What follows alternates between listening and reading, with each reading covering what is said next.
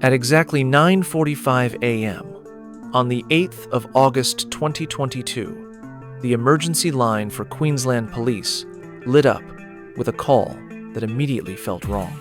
The dispatcher answered expecting panic, confusion, maybe even screaming.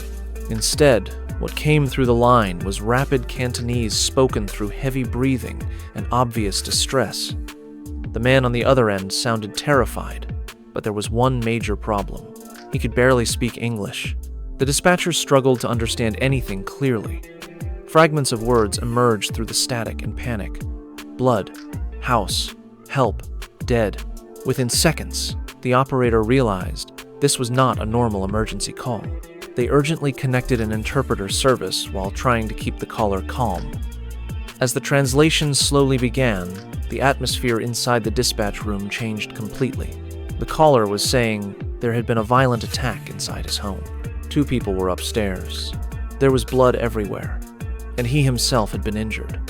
The address was quickly traced to a quiet residential street in the affluent suburb of Stretton, South Brisbane.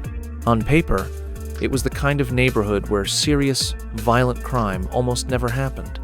Large, detached homes, clean driveways, families with stable incomes, quiet streets, lined with expensive cars and carefully maintained gardens. The type of place where neighbors waved politely, but rarely knew each other deeply. But that morning, multiple police units and ambulances raced toward a 2-story house on Coolidge Court, unaware they were about to walk into one of the most disturbing domestic homicide scenes Brisbane had seen in years. When officers arrived, they immediately spotted a man sitting near the front entrance outside the property. His clothes were soaked in blood. Some stains had already dried dark brown against the fabric, while others still looked fresh. His arms and legs were covered with deep slash wounds. The cuts were severe enough that paramedics feared major blood loss, but despite his condition, the man remained conscious. He stared blankly at the arriving police vehicles with exhausted eyes, barely reacting as paramedics rushed toward him. This man was identified as 9-year-old Huang Weifang, the same person who had made the emergency call minutes earlier. But something about the scene instantly felt deeply unsettling to investigators. Experienced officers often describe arriving at violent crime scenes as developing a gut feeling before evidence even appears. And standing outside that house, watching the injured man remain strangely calm while bloodstains covered the driveway, several officers later admitted they already sensed something horrifying waited inside. As police cautiously entered the property, silence swallowed the interior of the house. No screaming, no movement, only the distant sound of police radios crackling outside. Then officers approached the staircase leading to the second floor, and immediately they saw blood. Thick, dark stains covered the steps. It wasn't random splatter from a single injury. This looked like blood had poured downward from above. Some areas were smeared as though bodies or people had moved through it during a violent struggle. The officers climbed slowly, every instinct telling them they were walking into something catastrophic. And they were right. Upstairs, inside 2 separate bedrooms, police discovered the bodies of a woman and a young man. Both were surrounded by enormous amounts of blood. The woman lay motionless near a bed, still dressed in pajamas. The young man was found in another room, also in sleepwear, his body bearing multiple stab wounds. The scene was so violent that even veteran officers reportedly struggled emotionally afterward. Blood coated the walls, sheets, floors, and furniture. Investigators quickly concluded this had not been a quick attack. It was frenzied, personal, brutal. The victims were later identified as 7-year-old Liu Jiying and her 20-year-old son, Du Wenhao, mother and son, killed inside their own home during the early morning hours while the neighborhood around them slept peacefully. And downstairs, outside the house, sat the only surviving person from inside that property, Huang Weifang, the boyfriend of Liu Jiying. At first glance, his injuries seemed to suggest he too had been attacked. Deep cuts lined his arms and legs. But experienced homicide investigators noticed something unusual almost immediately. Defensive wounds tell stories. The location, angle, and pattern of injuries often reveal whether someone was the victim of violence or the person inflicting it. Within hours, investigators began suspecting that Weifang's injuries had not come from some unknown intruder. They believed the wounds were caused by Liu Jing and her son fighting desperately for their lives during the attack. And once that theory emerged, the entire case shifted direction instantly. Huang Weifang was arrested at the scene and placed under police guard while receiving treatment at a nearby hospital. Meanwhile, detectives sealed off the property and launched a full forensic investigation. As crime scene analysts searched the house, they recovered 2 blood-covered weapons believed to have been used during the killings. One was a kitchen knife. The other was a heavy meat cleaver. The sheer violence indicated by both weapons horrified investigators. It suggested rage, overkill, emotional fury exploding in close quarters. But perhaps the most important breakthrough came from surveillance footage gathered from nearby streets. Cameras showed something deeply suspicious happening around 4:22 a.m., several hours before police were called. Footage captured Huang Weifang driving away from the property in a silver vehicle. Then, roughly 30 minutes later, at 4:53 a.m., he returned. Investigators would later allege that during this period, he attempted to clean himself, remove evidence, and change clothes before coming back to the crime scene. Yet despite these efforts, traces remained everywhere. Blood evidence, clothing fibers, timeline inconsistencies. The more detectives examined the scene, the clearer the picture became. This wasn't a random break-in. It wasn't an outside attacker. This appeared to be a domestic killing, hidden behind an emergency call. And as police dug deeper into the lives of the people involved, the tragedy became even more heartbreaking. Liu Jiying and Huang Weifang had been living together for about a year. Friends described the relationship as relatively private. No police records existed for domestic violence. No neighbors reported loud screaming matches. No obvious public signs suggested the family was descending toward catastrophe. To outsiders, they appeared ordinary, quiet, stable. But as investigators interviewed people close to the household, cracks slowly began to emerge beneath that calm surface. Neighbors described the family as extremely reserved. One nearby resident told police they rarely interacted with anyone on the street beyond simple greetings. Another neighbor recalled hearing a dog barking unusually loudly late the night before the murders, something he remembered because the neighborhood was normally silent after dark. But nobody heard screams. Nobody called police, which only deepened the horror. 2 people were slaughtered inside that home, while an affluent suburban street slept peacefully around them, completely unaware. As news spread through Brisbane, attention turned toward the house itself.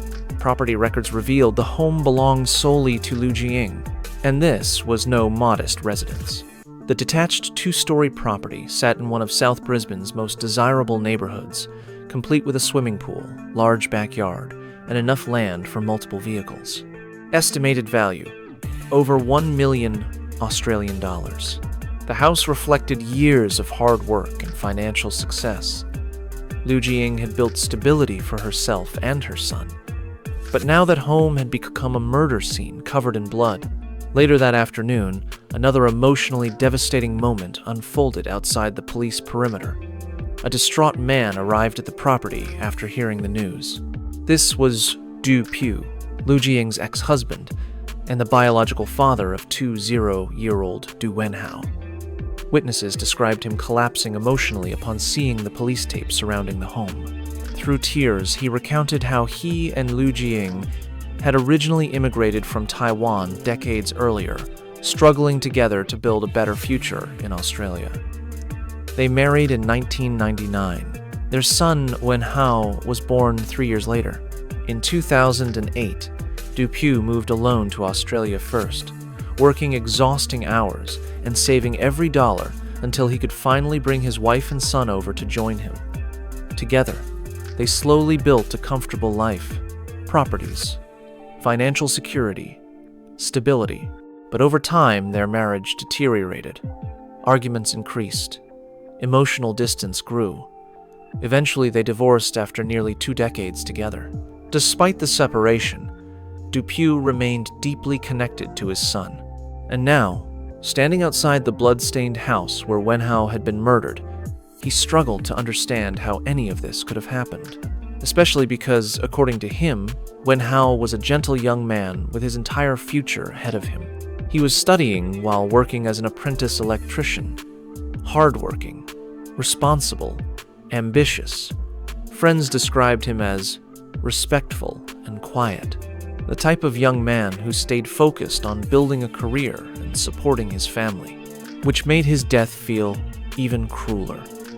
As investigators continued building the timeline, another disturbing reality emerged. Evidence suggested the murders likely occurred sometime between midnight and 4:20 a.m. That meant Lu Jiying and her son may have spent hours inside the house bleeding to death before the emergency call was finally made at 9:45 a.m. Nearly 5 hours later, why wait so long to call police? That question immediately became central to the investigation. And the answer investigators feared most was simple. Because the killer needed time. Time to clean, time to think, time to stage the scene. But the deeper detectives looked into Huang Weifeng's background, the more unsettling contradictions they found. Because despite now being accused of an unimaginably brutal double homicide, many people who knew him described someone entirely different. Quiet, hardworking, skilled in cooking, reserved but polite. The kind of man nobody expected would become the center of a bloody murder investigation, which raised the terrifying question investigators now faced. What happened inside that house during the early morning darkness of August 8th that turned a quiet family home into a scene of absolute horror? And perhaps even more chilling, had the warning signs been there all along, hidden beneath the silence, nobody thought to question? By the second day of the investigation, detectives were no longer trying to figure out whether Huang Weifeng had committed the murders inside the Stretton house. They were trying to understand why, because almost every piece of forensic evidence pointed directly toward him. The blood patterns upstairs, the defensive wounds on his own body, the surveillance footage showing him leaving and returning before dawn, the blood-covered weapons recovered inside the house. Everything formed a picture so brutal and emotionally disturbing that even seasoned investigators reportedly struggled to process it fully.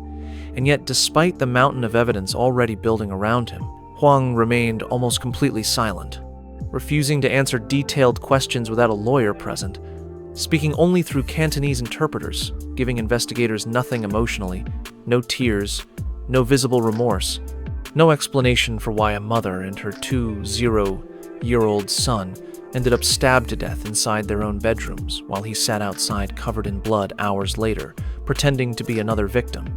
And as police dug deeper into the lives inside that house, they slowly began uncovering tensions that outsiders never saw. Because from the street, the family looked stable, financially secure, even successful. The large detached home with the pool, the expensive Stretton neighborhood, the carefully maintained appearance of quiet middle-class life. But investigators know something the public often forgets. The most dangerous domestic situations are frequently the ones hidden behind silence, where resentment grows privately for months or years without ever exploding publicly, until one catastrophic moment changes everything forever. And in the weeks after the murders, police started speaking extensively with people who knew Lu Jiying and her son Wenhao personally. Co-workers, friends, neighbors, relatives, former business associates, and little by little, a darker portrait of the household began emerging beneath the calm exterior, because according to several witnesses, Huang Weifeng had not been contributing equally to the household for quite some time. Wenhao himself had reportedly complained to friends that after moving into the house, Huang gradually stopped helping financially altogether. At first, he paid rent properly and participated like a responsible partner, but eventually, according to those close to the family, he became increasingly dependent on Lu Jiying, while contributing very little in return. And this reportedly created growing frustration inside the home, especially for Wenhao, who was working hard, balancing technical college with his electrician apprenticeship, while watching his mother shoulder more and more pressure emotionally and financially.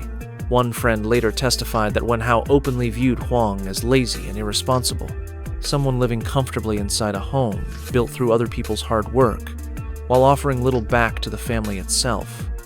And if that tension already wasn't dangerous enough, financial stress had apparently become another major pressure point, slowly poisoning the relationship from inside.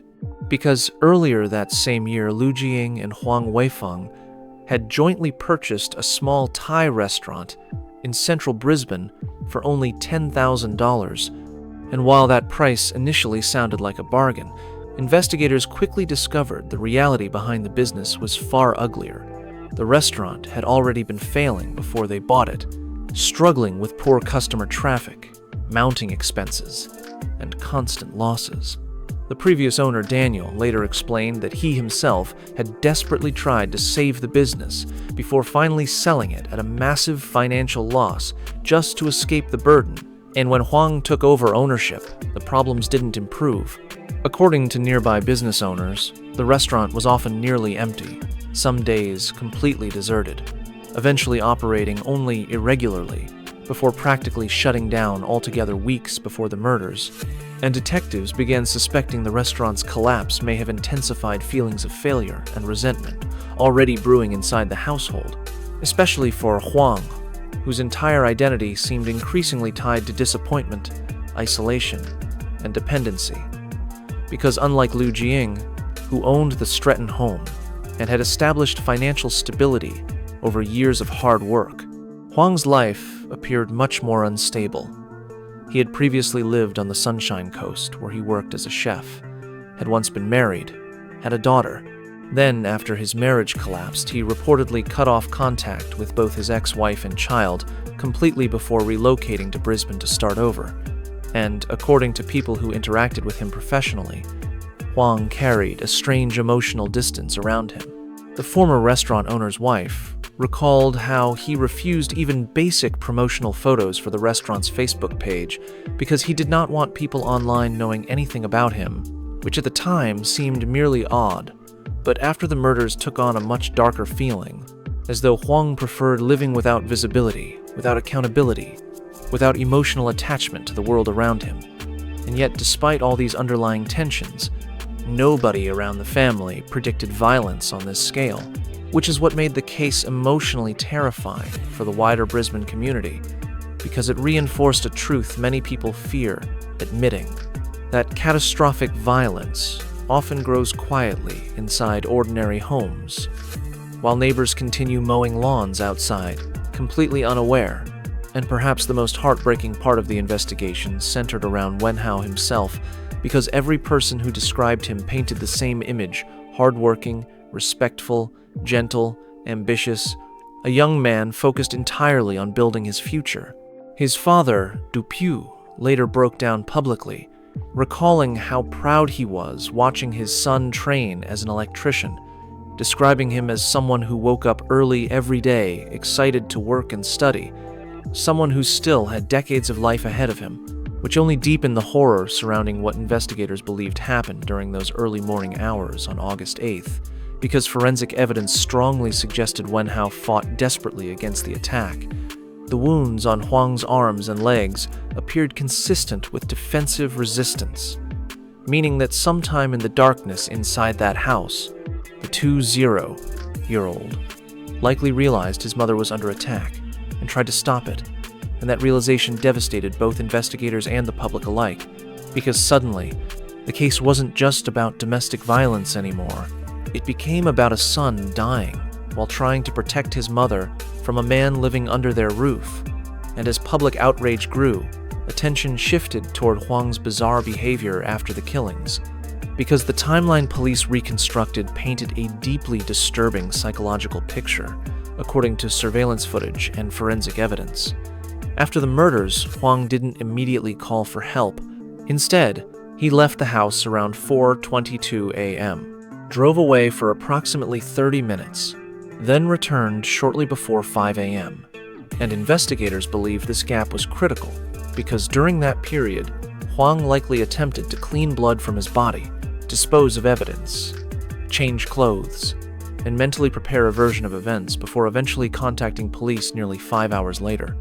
And the delay itself became psychologically chilling, because while Liu Jiying and Wen Hao lay dead upstairs, Huang sat with the aftermath for hours before finally dialing emergency services, and prosecutors would later argue this behavior demonstrated consciousness of guilt rather than panic or trauma, because genuine victims don't usually spend hours cleaning themselves and leaving the crime scene before reporting a double homicide.